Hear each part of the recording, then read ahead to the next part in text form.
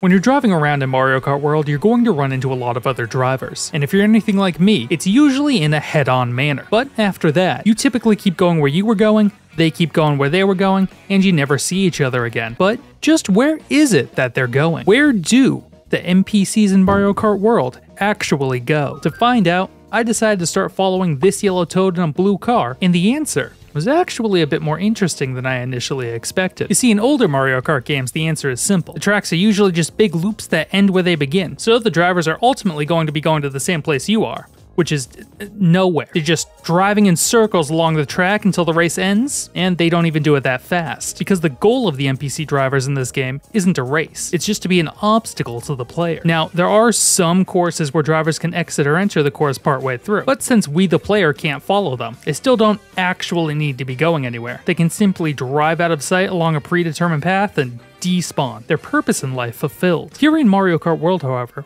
we are no longer stuck to any particular track. We can go anywhere we want in this wide open world, and more importantly, the NPC drivers can no longer simply drive out of sight and despawn. We can follow them for as long as we want and see just what it is they're doing no matter how far they go. And almost immediately after I started following this toad, it became apparent that NPC drivers in Mario Kart World were going to be a bit more sophisticated than in any previous game, because after only about 30 seconds of being followed, this yellow toad suddenly took a hard right turn off the road entirely before absolutely fucking flooring it. Then making a sick jump over this stream and continuing across this field so goddamn fast that I nearly lost track of him a couple of times in the process. Not every toad in this game may be a racer, but they can still all drive like it. He's even as good at avoiding obstacles as most of the other racers you'll see in the game too. This little sprint across the field immediately fascinated me. For the developers at Nintendo, having NPC drivers follow predetermined paths around the open world's road system would have been the easiest solution as far as game design goes. You only see them for a few seconds at a time anyway, so most players wouldn't even notice if the NPCs were just driving around in big circles. In fact, that sort of behavior still is in Mario Kart World to a certain degree. For example, I followed this tour bus around for 30 minutes, and all it ever did was laps around the Star Lake without so much as even switching lanes, which during normal races is fine, because all this tour bus needs to do is serve as an obstacle to players while they drive down this road. This field, however, is not used in any race. There is no gameplay reason for this toad to be careening through an empty field like this. It's not serving as an obstacle like the tour bus. The toads will just do that. For some reason, the developers made a deliberate decision to give drivers like this toad here a more unique and unpredictable driving pattern. Now you may be thinking, maybe that cut across the field was just part of a weird loop they set up for the toads to do. Maybe it just gets them from one part of the course to another. But here's the thing, after following around this toad for a couple more hours, I can confidently say that's not the case here. In fact, he never even drove off the road again. Instead, he did something even more interesting than driving across a field, at least eventually. Most of those 2 hours I spent tailing him, he actually did just drive around in circles, but never along what felt like a predetermined path. He drove to Choco Mountain, back to Moo Moo Farms, onwards past Peach's Stadium towards Cheep Cheep Falls, and then finally getting as far as Dandelion Depths before turning back and returning to where I first met him. For a while, he just kept doing loops like this. But importantly, he never did the same loop twice. He would just drive out to one or two nearby courses along seemingly random routes before slowly looping back towards Moo Moo Farms. After 4 or 5 of these loops, I was about to call it quits and just say that all the NPCs in this game do is loop around and occasionally do some insane off-road stunting. But that's when our little psycho did something interesting. He drove back to Peach's Stadium once again, but instead of continuing down the road, he took a right here, where he did something I never thought I would see a toad do. He parked his car and got out. The toads in this game can actually get out of their cars. And not only that, but after a minute or two of wandering around the parking lot, he walked over to a warp pipe and actually got into it. I mean, he didn't actually get into it, he just kind of faded out of reality in front of it, but that's probably just the developer's way of symbolizing a toad entering the pipe. Actual animations are expensive to make. They probably just couldn't do that here. Now, when I tried to follow him, I was just shot out of the top of the pipe and onto the track above, and he definitely wasn't there. So where exactly he went from here is a bit of a mystery, but I have what I feel is a pretty reasonable hypothesis. I believe that this area is parking for all the people watching the races in Peach's stadium, and that this warp pipe is how you get into the building from this parking lot. After all, pipes that split up and go in multiple directions are a pretty well-established part of the Mario universe, so the concept of a pipe that both lets people into the stadium and spits cars onto the track above isn't all that far-fetched. The idea that our little yellow friend was just driving to the stadium to see a race is actually pretty likely in my eyes. Not sure why he drove around outside the stadium for 2+ hours first, but whatever. Maybe he had time to burn before the race started. Who really knows what goes on behind those vacant-looking eyes? But on top of this discovery, while I was sitting in this parking lot, I also noticed that while there were other cars pulling into the parking lot, not everyone was here for the race. There were a good number of cars that would instead just park for a minute or two and then drive out the same way they came in. For NPCs in this game, parking does not need to be the end of the journey like it was for our little yellow friend. Sometimes they're just taking a little break, presumably before another 3 hours of jumping rivers and driving around in circles. And although gone, my toad friend did leave me with one other question. Since toads can get out of their cars after arriving at their destinations, will any of the toads you find walking around the world ever get into a car and drive somewhere else? Well, I looked into this too, and the answer is kinda. Did I ever see a toad get into their own personal vehicle and drive away? No. No, I did not. But while I was stalking toads around Crown City, I did see one get onto a bench at a bus stop and just kinda sit there for a while. So naturally, I sat with him while he uncomfortably stared at me every few seconds as though I was somehow intruding on something. Like, have you never seen a fish with a dumpy waiting for the bus before? Calm down, dude. Eventually, a tour bus, the very same kind of tour bus that I followed for a half hour before while it did nothing, actually made a stop at the bus stop, at which point both the toad and the shy guy waiting on the bench actually got up and got onto the bus. You could even see him through the window sitting in the back there. It would have been real easy for the developers to make the bus windows opaque and hide any of the riders, allowing the NPCs to just despawn from the world upon entering the bus so that the game didn't have to track them anymore, but no. That toad is actually on that tour bus going somewhere.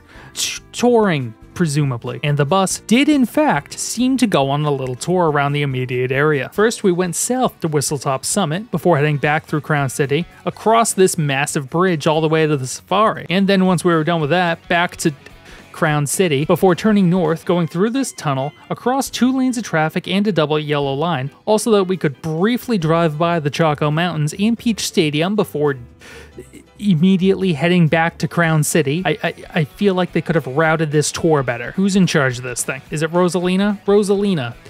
What is this? We could make such a better route than this. But that's not what we're here to figure out today.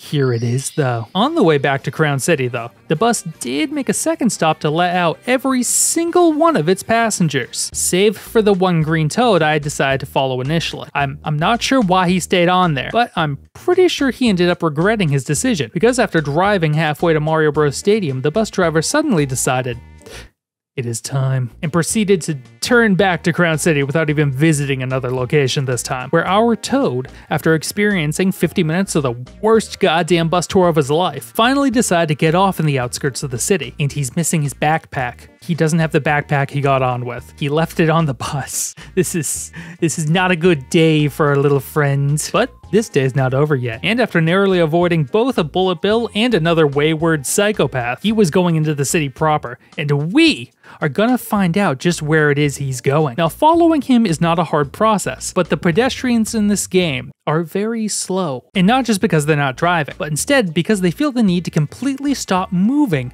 after every 10 feet of walking. On top of that, whenever you're within a certain range of them, they feel the need to keep turning around and wave at us every few seconds, which felt kind of weird at first until I realized that kart racing is pretty much this island's main form of entertainment. So kart racers like Cheep GP are probably major celebrities. Like, imagine you were walking down the street when you suddenly realize that Sabrina Carpenter has been stalking you for the last 55 minutes. You'd probably be pretty excited too. Problem though, whenever this toad isn't walking forward, I'm not finding out where he's going. But I quickly figured out that as long as I stayed about 50 to 60 feet away from him, he didn't notice I was there. Or at the very least, didn't care enough have to wave at me anymore, allowing me to continue observing his progress uninterrupted. And after following him around for a couple blocks, he went into that restaurant to get a delicious Yoshi burger after a long day of touring around the island. And it wasn't just him and that other toad either, because after just a couple of minutes, a third toad and 5 shy guys also came around the corner and entered that very same burger joint. Now, given the sheer number of people walking here just to enter this one building, what I think is going on here as far as actual game mechanics are concerned is that this restaurant is a designated point at which pedestrians can despawn, similar to how cars will despawn behind off-ramps in previous Mario Karts. And this is actually pretty clever. After all, the game can only keep track of so many toads and shy guys at once. And so long as buses keep bringing new ones into town, older toads and shy guys do need to be despawned somehow in order to keep the game from lagging. But making this happen at the front door to a restaurant or at the entrance to a stadium rather than just the middle of the road helps to make it seem much more natural. Now when they despawn, it's not like there's some digital ghost whose existence can just cease in an instant with no explanation. Instead, their existence is now ceasing in an instant because they were going to get a nice juicy burger. Either that or they're all applying to rent out the empty office building next door. I'm not sure why the first thing you would do after going on a tour bus all day would be to rent out some local office space, but you know, I also don't know why all these guys are throwing hammers and bombs onto the road while they drive along, so you know what, maybe things just work differently in the Mushroom Kingdom, I don't know. And speaking of things that work a little differently, every once in a while as you drive down the road, you'll see a little toad police officer, which is pretty interesting because A, it implies the existence of crime in Mario Kart World, and the thought of a toad robbing a bank is inherently funny to me. B, throwing hammers out of the back of trucks and detonating explosives on the road is apparently not a crime here because the cops do not so much as a blink when they see someone doing either one of those things. And C, I don't think I've ever seen a cop car parked somewhere. So if they're never making any arrests or parking to get out of their car and go somewhere, then what exactly are these little piggies up to? Now you're probably thinking that this is the same situation as the first tour bus I followed, and you would mostly be correct. Mostly. When I started following around this police officer inside Crown City, the first thing I noticed is that he's not wearing a uniform. He's just a regular toad in there. And the second thing I noticed is that the cop's driving pattern is largely the same as the tour bus. They'll just drive out to neighboring areas before returning to Crown City, and then going to a different area, rinse and repeat forever. But rather than sticking to the main roads and making brief drives through Crown City on their way to somewhere else like the tour buses do, the police officer will instead take extra time to drive down the less busy side roads of the city as well, which I never saw any of the buses do at all. And he didn't just do this once either. He did this every single time he came back to Crown City. Just run a little patrol along the back streets, looking for crime and then doing nothing about it when he found some. But I do think the fact that he actually patrols the back streets instead of just sticking to the main roads like the buses on their god-awful bus routes is actually pretty interesting. It's a small details most players wouldn't even notice, but the fact that they actually bothered adding it here is pretty impressive. They didn't have to make the cops go on patrols. There's no gameplay function for that at all, but it makes sense that they would, just like it makes sense that the buses would stick to their bus route without ever going deeper into the city, and just like it makes sense that toads would drive to stadiums and go eat burgers. None of this was required to make Mario Kart a good racing game, but it goes a long way to help make the world feel just a little bit more realistic for those taking a closer look. And that kind of attention to detail will always be fascinating to me. And I have one final detail I noticed to end us off with. This one has less to do with what the NPCs in this game are doing, but it's interesting all the same. The toad cops in this game keep their lights on at all times, which at first was really strange to me. Normally cops only turn on their lights when they're responding to an emergency, and all the other drivers on the road have to pull over to let them pass. But no one in this game does that for these cops. In fact, he even stops and waits in traffic along with every other driver, so he's clearly not rushing to any emergency. His lights are just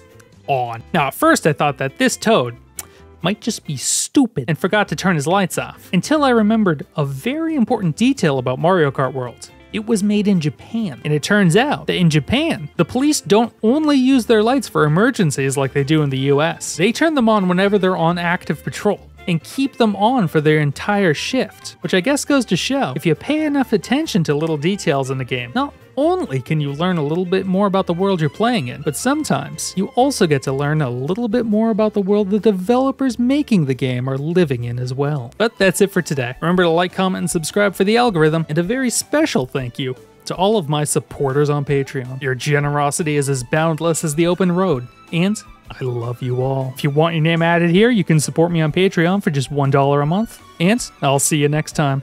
Alright, bye-bye.